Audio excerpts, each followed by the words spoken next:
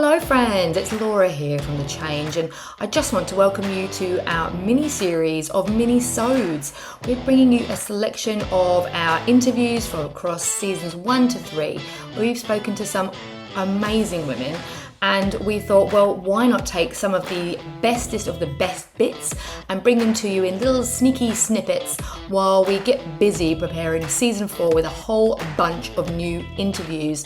So have a cup of tea, sit back and have a little listen to some of our highlights with some great banter and chats with some brilliant women. We'll catch you soon. Bye.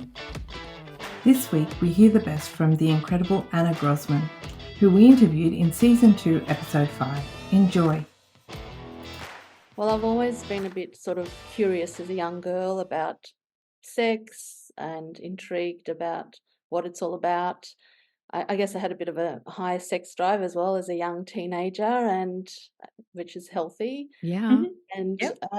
just used to get books out, look through things, get myself all sort of read up, and then once I started dating, I sort of knew it was I sort of prepped myself in a way, so I was always aware of what was going to happen. Um, yeah, it's just Just like a lifelong fascination. yeah, and so Mm. so when I started dating my husband and starting experimenting and trying different things, it was just we're both on the same wave and experienced things together, which were great. And it's just been something quite natural and normal. And I thought everyone else was having the type of sex I was, but obviously they weren't. Yeah. And a lot of people didn't want to sort of talk about it. They were all very, or even if they did talk about it, they weren't really having it. But I'm quite an open book and happy to share and discuss whatever it might be, nothing to be ashamed of. It's all very natural and normal. And I just love connecting with people, I always have, and helping people. It's just Mm. something that's in my character, and it just gets me excited if I can help anyone, whichever form that is, and whichever industry I've worked in. And I've worked in, in my 20s, I worked for a medical clinic. I managed a medical clinic, and then I had my kids, and then in my 30s to early 40s, I did massage therapy, which was absolutely a wonderful experience, being able to, release tension, help people, not just physically, but emotionally and mentally. They would walk in. And then I started my first male escort agency in my early 40s. So that came about. My girlfriend and I used to go to Sexpo all the time, every year. Yeah. You want to buy some new toys or vibes or new lingerie. And we just felt every year there was just less and less out there for women. It was just Interesting. yeah, nothing of quality. It was all about men and satisfying men. And Mm. after a few years of going, we just thought, oh, can't be bothered going. We can get things going into a shop. Like, what's the point? Mm. If, that have male strippers who are greased up and, being a bit sleazy and, all that kind of stuff. And, when you're in your I think I was in my 30s then, and I'm Mm. over it, had enough strippers at all my birthdays and functions. And it's like, you want something substantial, something of quality. And a lot of my friends were then in their 30s, divorcing with kids, Mm. single mums, and also colleagues and people that I'd worked with. So, I had a lot of women around me that sort of told me what they were looking for and what type of gentleman, and that was just really hard to find those type of gentlemen that they were looking for. So my girlfriend and I thought, well, what about if we an original thought was to open up a club specifically for women, Mm. where men would actually serve you in beautiful white shirts, and where it was just women only, where women could sit down with their girlfriends and just talk, laugh, feel really safe, Mm. open to not having to be approached by a man who was drunk or, just harassed. And that was a big dream, which could maybe Mm. one day still happen. Yeah, I like the And then, sound of it. It sounds lovely. yeah, and there are a lot of male clubs out there that are only Mm. specifically for men, and we just Mm. thought there's nothing like that for women. So anyway, we thought, what would be the next best thing? So that's where my first business, Aphrodisiac, came through, and we created that. We did 2 years of intensive, research, because we're Mm. both not from we weren't both from the industry. Hmm. It was quite interesting and eye-opening.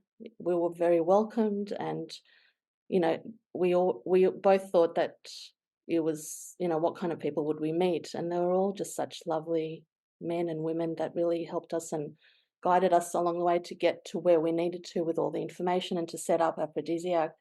And back then, in 2012, you had to sit a 2-hour exam and you had to Oh. study the Sex Work Act. So it was like almost sitting for a KGB sort of, you know. It was quite thorough. They needed to know everything about my family, my husband, Wow. whatever they needed to know. And so Yeah.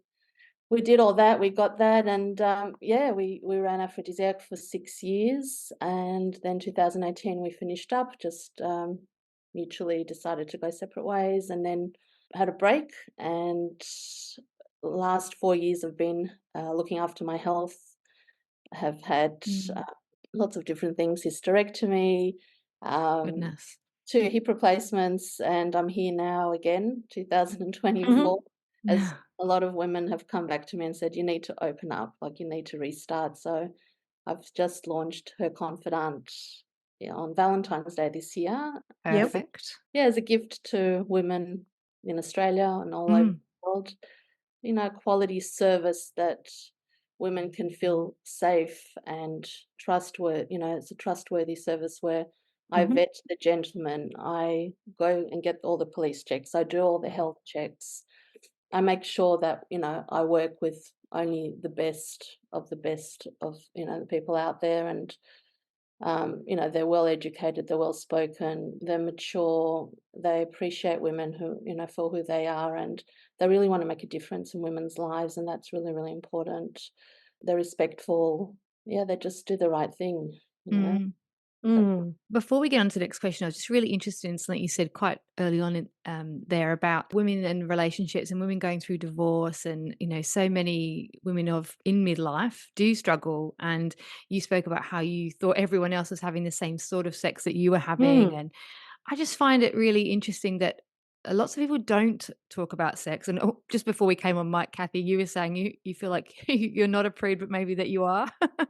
Yeah, and Yeah. it's funny because, and I mean, I've said it before as well. Mm. My psychiatrist actually says he equates happiness and sex, and he Hmm. often says that um, a lot of people are pretending to be happier than they are, and also having more sex than they really are. And yeah, and if we were a bit more honest with each other, um, I know, yeah, like, I mean, I don't sit around and talk about it with my friends, but we, as a society, we want everybody to think we're happy. We want everyone to think that we're having lots of sex, I think. But like what happens between a couple is often quite different to what, Mm, yeah. Mhm. And I think as too, as you when you're younger and you're dating, like you spend a lot of time laughing and talking about sex and fun times with your girlfriends, and then you kind of get married, and that topic sort of becomes off for most women. I feel like it's not something Mm, I have spent a lot of time talking with girlfriends about because it is kind of uncomfortable. You might know their husband, you see them at school drop off or whatnot. It's a very different sort of time of life. So I mean, I do have close girlfriends that I would talk about this kind of stuff with, but it is much more awkward. And I think it's harder for women to communicate. And as you said, I think, Anna, about, there's just some shame around even talking about sex and being sexual as a woman. It's like, it's such a, I don't know, it's a tricky one, isn't it? So Women get slut shamed, that's unfortunately. right. So yeah, Yeah. a man goes absolutely. out and sleeps with, I don't know, 50 to 100 men. He gets a pat on the back and says, "Good on you, mate." Mm, Or even young boys are taken to brothels to lose their virginity. mm, I mean, just things Mm, like that. Imagine, there's no women brothels out there because women would not ever step foot in. We did look at the opening of something like that, but mm, we did our research, and not one woman would step into a female brothel because mm, the stigma of what the other person next to her would be thinking of. Oh, look, firstly, you might know each other, and secondly, it's like, oh, what is she doing? Like, yeah, we just judge so much. Like, Oh, we Yeah. do. I think women judge each other a lot more than we think that people are looking at us. You know what I mean? Like, we're really worried that everyone's judging what we're doing, but actually they're just really getting on with their own lives. And we worry about that judgment from other women. Yeah. But at the same time, we equally judge other women as well Mm. without meaning to. I think it's subconsciously sometimes. yeah. Yeah, it's like the what is it? There's that phrase that says the first thought you have is kind of the thought that you've been conditioned or to have. It's kind of like you look at someone, you instantly judge them, but if there's that second thought where you go no no no, and you back it up, and that's your grown up self talking and kind of saying no, I shouldn't be thinking that, I shouldn't be judging that. And as long as you have that second thought that carries through, I suppose it's at least shows that you are trying to learn and trying to change your thought patterns and the kind of that real entrenched judgment that we have growing up as women and how we have perceived sex and being sexually active or being promiscuous as like a bad thing, Yeah. and it's Good girls don't do that. that's right, it's this good thing, isn't it? Yeah, it's really wrapped up in so much stuff, just real Absolutely. basic, especially if you went to Catholic school like me. Oh dear, disaster. Absolutely. Thanks for listening to The Change, a fully independent podcast. Whether you're seeking inspiration, curious about change, or just here for the great banter, we'd love you to make The Change your new go-to podcast. And even better, send us your voice notes or questions about change. We'll use them on the show. Email us at changepod2023@gmail.com or DM us on Instagram at _change_pod. Find us wherever you get your podcasts. And don't forget to follow us on Instagram for more on The Change.